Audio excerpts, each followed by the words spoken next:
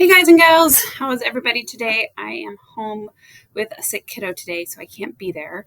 My apologies, but so here's what I'm going to do. I am going to record the ocean notes for you guys. I'm going to do the whole entire slide deck because some of you weren't there last week. So if you weren't there last week to catch the first couple of slides, you can watch this and fill in the notes with it. If you were there on Friday, feel free, fast forward on to where we left off last class. Okay. All right. So here we go. So this is our last bit that we need to cover for the water unit. And then we'll finally be all done. Alrighty. So there's a good Miss Iceman joke for you. We talked last class a little bit about ocean currents, right? We need to know that ocean currents are basically masses of ocean water that move from one place to another, and they carry with them all kinds of stuff. I think most of us are pretty familiar with the idea of water currents in this class. There's two main kinds of currents that we talk about when we talk about oceans. We talk about surface currents, and those surface currents are the ones, typically those are the ones that are found in like the top 10% of the ocean. So you have to kind of imagine just how very, very deep the ocean is. So 400 meters, that's not shallow, right? But the first 400 meters is considered to be the top 10% of the ocean. So wind can actually impact down that deep, right? But most of the currents that are driven by wind are going to be in the top 100 meters, right? So not quite as much. But what happens is you'll kind of see in one of the videos that the top part of the water gets pulled by the wind, and then it kind of is like a domino effect. It pulls the water underneath it up to about 400 meters. Okay. One of the things that's really important is that we take a look at warm and cool currents. And so there are, you guys can kind of see here, there are the red currents that are warm and the blue currents that are cold, and they are going to help to distribute heat around the planet. The other type of currents that we talk about in ocean currents are deep currents. And so these ones are not driven by wind so much. These ones are going to more mix vertically the water as well as horizontally, and they're going to be driven by density and heat within the water. So when we're talking about density, we're talking about how salty the water is. If we're talking about heat in the water, we're talking about how warm it is. And so that how deep the current goes is going to be impacted, as you guys can imagine, right? The more dense the water is, the more salty the water is, it is going to sink, right? We know that denser things tend to sink, less dense things tend to rise. And so if you have saltier water, it is going to sink. Same thing goes for cold things as well, right? Cold water is going to condense, it's going to become more dense, and it is also going to start to sink. And so these deep currents, which kind of help to mix the water up and down within the water column, are driven by temperature and then also salinity as well. Okay, so here's kind of a picture for you, right? So we've got kind of, you can see the warm saline water at the top, but whenever it's cold, right, it starts to sink. It starts to sink there. Alrighty. I'm going to link this video for you guys in Schoology, so you can click on it. I'm not going to take up note time with it. But if you did not already watch this video, it is super important to watch this video. It has really great information about upwellings and thermohaline circulation and gyres and all that kind of stuff. Make sure you watch this video. Okay. What do we need to know? Both the surface currents and the deep currents are going to work to distribute heat around the planet. These currents are really, really important for maintaining the temperature on the planet and helping to make our planet what we call the Goldilocks planet, right? Kind of not too hot, not too cold, just right. Without some of these currents, we would have the poles being too cold and the equator being too hot. So how does this work? So we're going to look at this idea. We talked about this last class, but for those of you who weren't here, this is super important because we're going to talk about convection 2 other times in this class. Okay. So convection is basically, it kind of makes like a conveyor belt of warm and cold substances moving. In this particular case, we're talking about ocean water, right? We'll talk about it later in terms of the atmosphere. We'll talk about it later in terms of plate tectonics and lava. But right now we're looking at ocean water. And so what we have basically is, you can see here on the left, right, you've got warm water as it heats up, right? Think towards the equator. It's going to heat up and it's going to rise. Right? Some of it will actually start as it's rising, right? And it's warming. Some of that water will actually start to evaporate out. And if you have water evaporating out of the ocean, it's causing it to get more salty, right? Which is going to be more dense. Well, as it gets more dense, it's going to want to sink. Right? The other thing is we start to move from left to right. Imagine we're moving away from the equator, so it's going to get colder, right?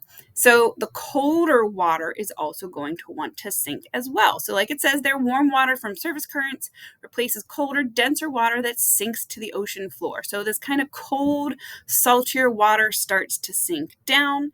And that's the problem, is whenever it gets here, it actually hits the bottom of the ocean, and it has to move left or right. And so it hits the bottom.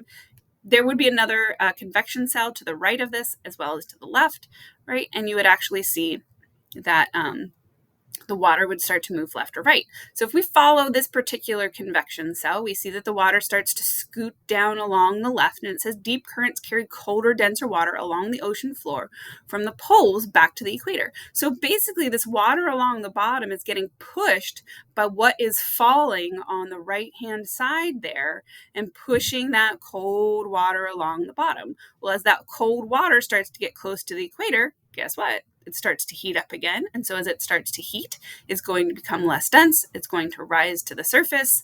And the whole reaction is going to start to happen all over again. So if you imagine this like a treadmill, right, where kind of the top part of the treadmill is going across, and it's pulling the sheet behind it. It dips down, runs underneath the treadmill and back up. That's exactly how this convection cell is working. But it's important to understand where the heat and where the salinity and density are in the water. So make sure you make note of that.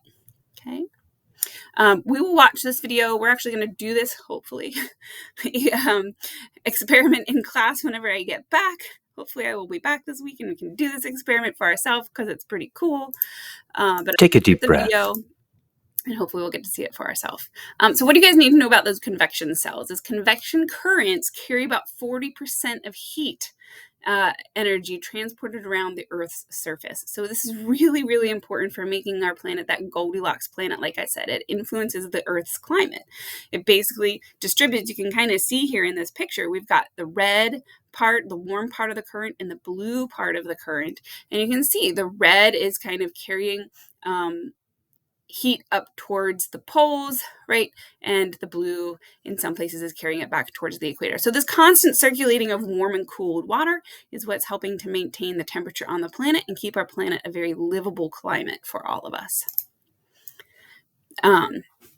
One thing I'm going to note about that too, though, is I mentioned to you guys, and if I can find a time for us to watch the movie The Day After Tomorrow, I would love to. Maybe I'll at least find a clip for you. But the whole premise for the movie, it's a really crazy movie, and people are like running from the world freezing behind them. It's super fun. And it's, you're like, oh my goodness, that would never happen. But the funny thing is that the premise for the movie is actually accurate. The premise for that movie is that this mid-oceanic conveyor belt shuts down and no longer distributes heat around the planet, causing the poles to get too cold. And so like the whole like top half of the planet is freezing over and stuff. So it's just kind of a fun movie because yeah, it's Hollywood and it's out there, but at the same time, the science behind it is actually accurate.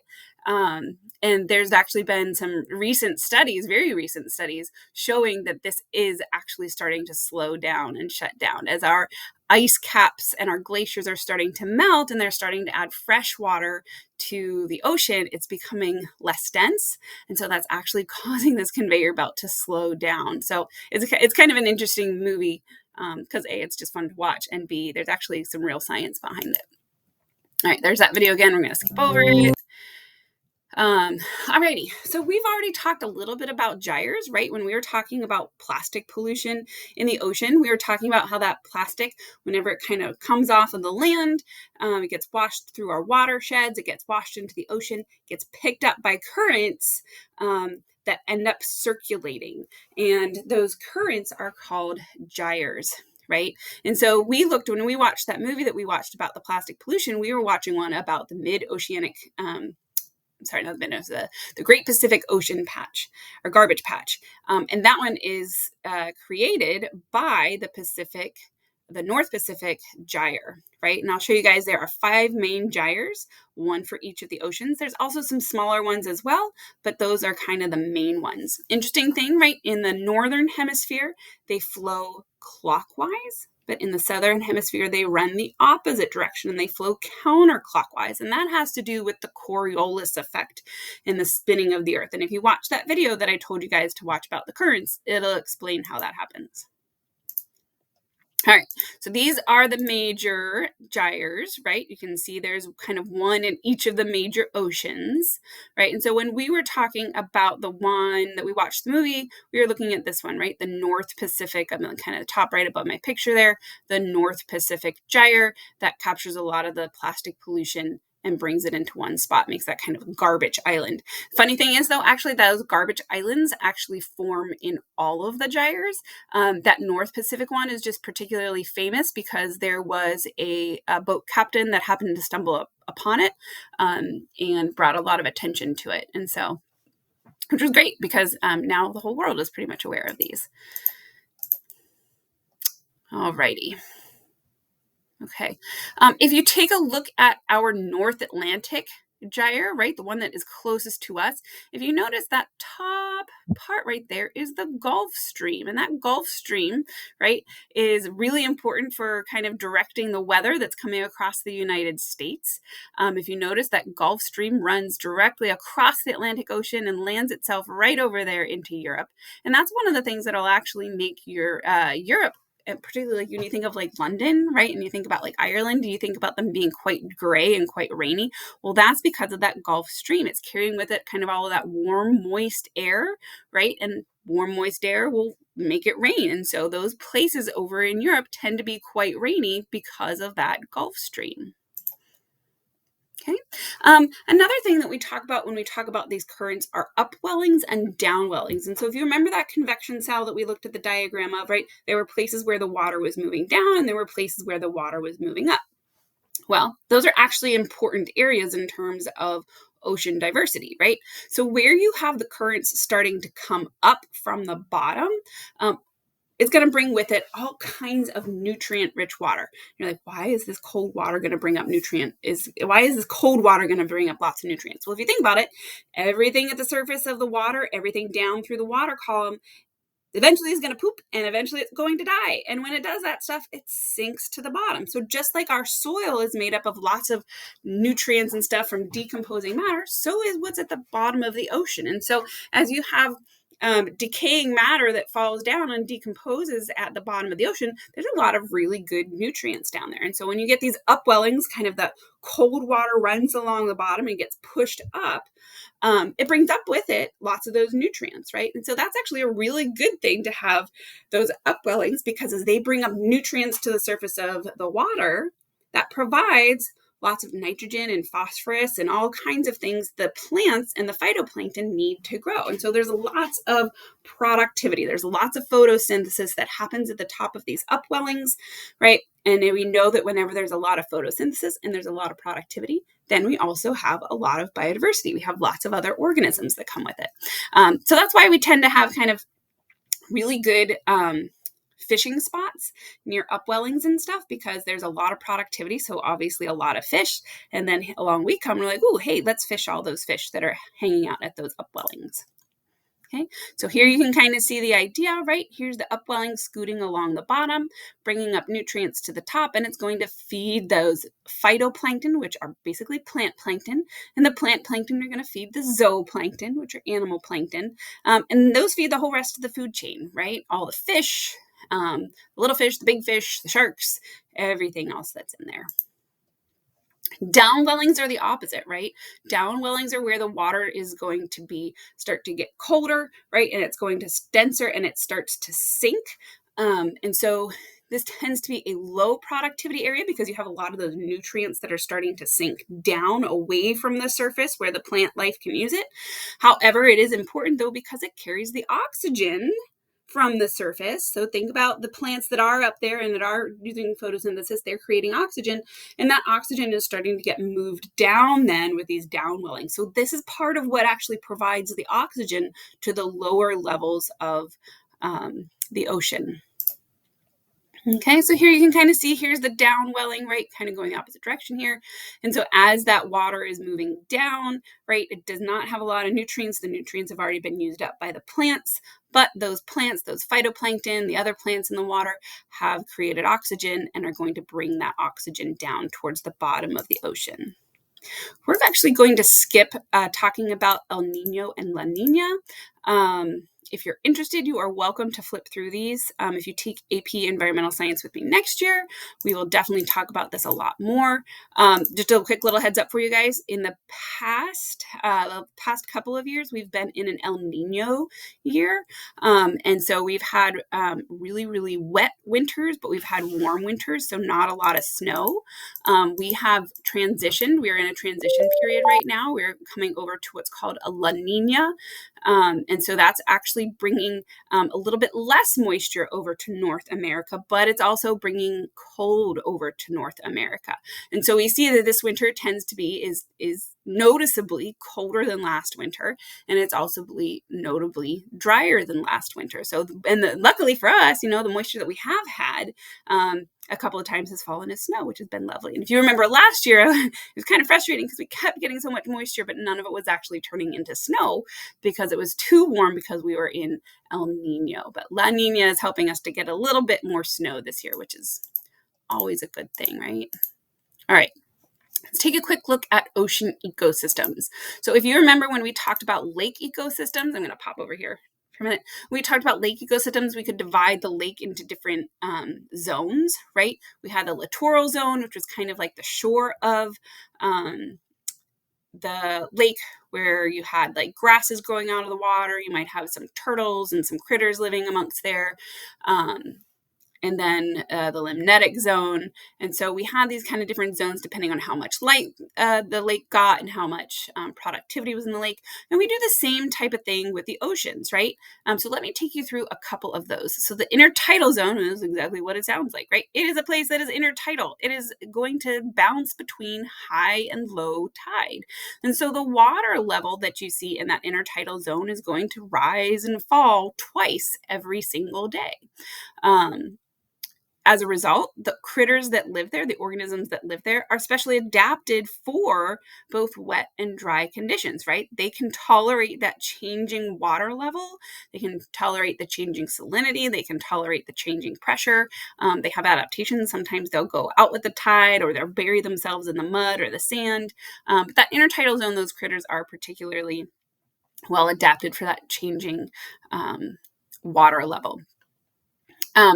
Out here now, if you look, we can actually, let me see if my other slide is a little better. I actually like this slide a little bit better. Okay, so there you can see our intertidal zone, right? You see there's going to be some plants, right, that can obviously some seaweed and stuff like that can grow off of the continental shelf.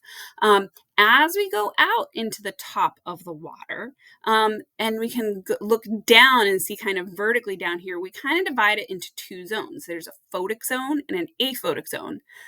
You guys are pretty smart. I'm imagining that you can figure out that photic refers to light, right? If you think about a photograph is made with light, photosynthesis involves light. So the photic zone is where there is a lot of light at the top of the open ocean, right? And so if there's a lot of light, there's going to be a lot of photosynthesis, lots of phytoplankton that feeds the zooplankton, that feeds all of the other critters up there. So lots of biodiversity, lots of productivity in that photic zone. Underneath that, we have the aphotic zone. And you guys all know that the prefix A means no or not. So aphotic means no light or less light.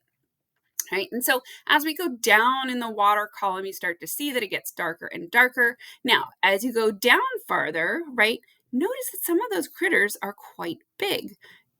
I'd be curious if you guys happen to know why we find the largest critters on Earth in the ocean.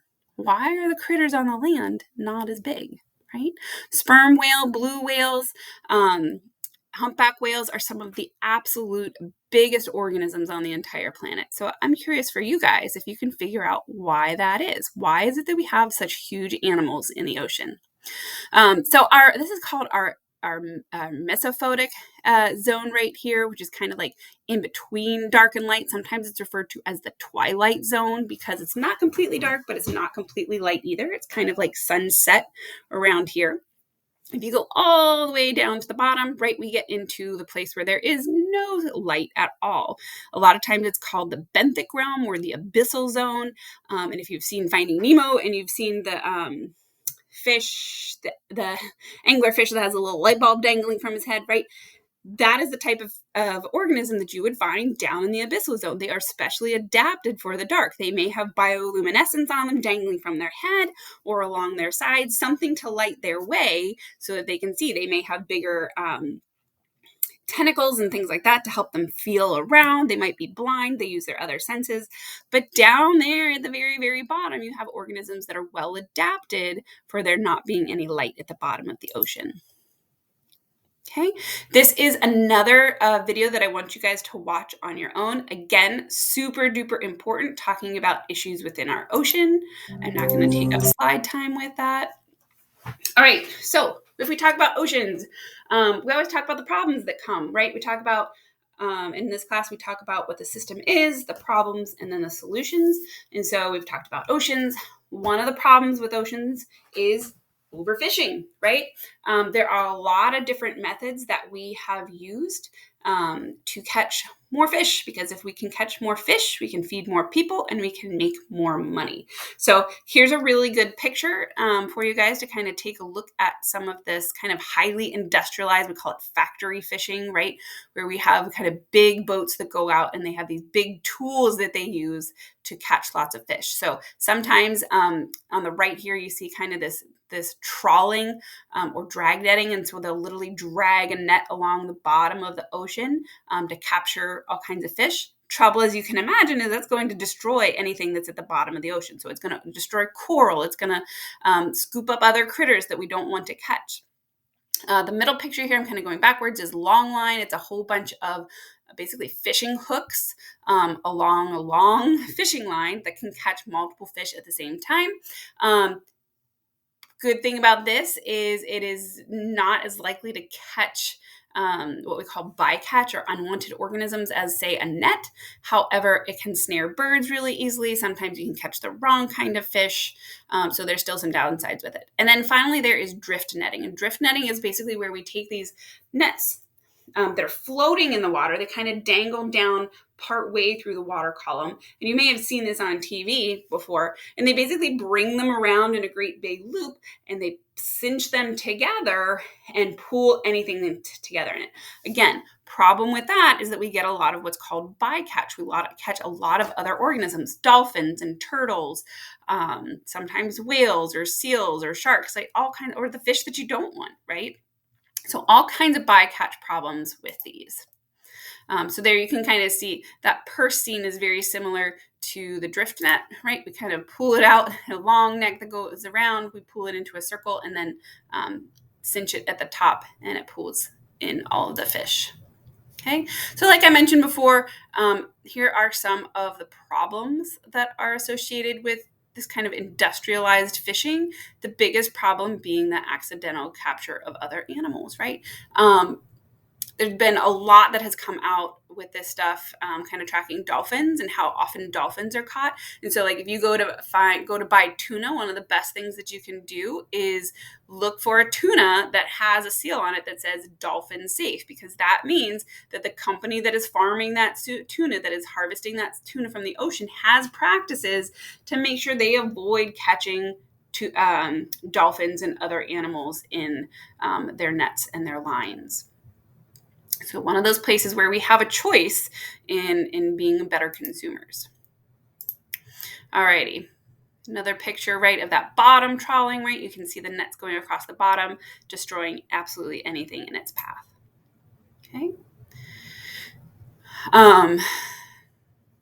So this is kind of a look for you guys at capture rates, right? The darker the color, the more that's being captured there. And so you can see how much it has changed over time, right? We had kind of some really, and if you look, right, 1952, 1958, 1964, 1980, and you can see the fishing industry grew, right? There was a lot of capture. And then if you look at that last map, the colors start to fade, right? Why is that? Because we're running out of fish. We have essentially overfished a lot of species, and they're having a hard time reproducing and coming back to numbers in which are sustainable for them to continue to be fished. Alrighty, this is actually a really interesting part of pollution and ocean pollution that we really don't think of. And that's underwater noise pollution. If you think about it, a lot of the critters that live under the ocean, how do they talk to each other? How do they communicate? They communicate through sounds, right? And so they rely on sound waves moving through the water to be able to communicate with each other. There have been studies to show that whales will communicate with each other across the entire globe by sending out these sound waves. And it's really actually cool because each kind of little area of whales has their own, what we call like dialect. And there have been studies to see how like one dialect or new sounds will travel from one group to the other around the ocean, just like communication around for us humans, right, around the planet and stuff. It's really fascinating stuff. And so a lot of these organisms in the ocean rely on sound waves. And so you're like, okay, no big deal, right? But here's the problem. We come in as humans and we make a lot of noise, right? Not intentionally. Sometimes we are sending down sound waves and different technology to kind of sense the bottom of the ocean, right? Since we can't dive down everywhere, we want to get a feel for what the bottom of the ocean looks like. What are the structures that are down there? How deep is it? Sometimes we're looking for oil, and we're going to try and find oil deposits by using this technology. And when we do that, it disrupts the sound waves in the ocean so that organisms can't communicate with each other, right? Submarines will communicate with each other the same way. And then even just the regular noise of like boats and stuff like that. We were snorkeling several years ago, and we happened to be snorkeling past a ship that was putting down fiber optic cable. It was literally running fiber optic cable across the ocean, which is really wild to think about. But the noise, when we went down underwater to go snorkeling, the noise that was coming from this ship of the machinery dropping this fiber optic cable down it was loud. You couldn't barely hear anything else going on in the ocean. So you can imagine the problems that would cause for the wildlife down there. So again, another video for you guys to watch. Alrighty, I'm going to post this for you guys to Schoology. Please reach out to me if you guys have any questions. I really, really hope that I'm back to you guys on Friday, and we'll be ready to roll with our ocean currents lab and then our water unit test shortly after that. Okay, hope you guys all have a great day, and I'll see you all Friday.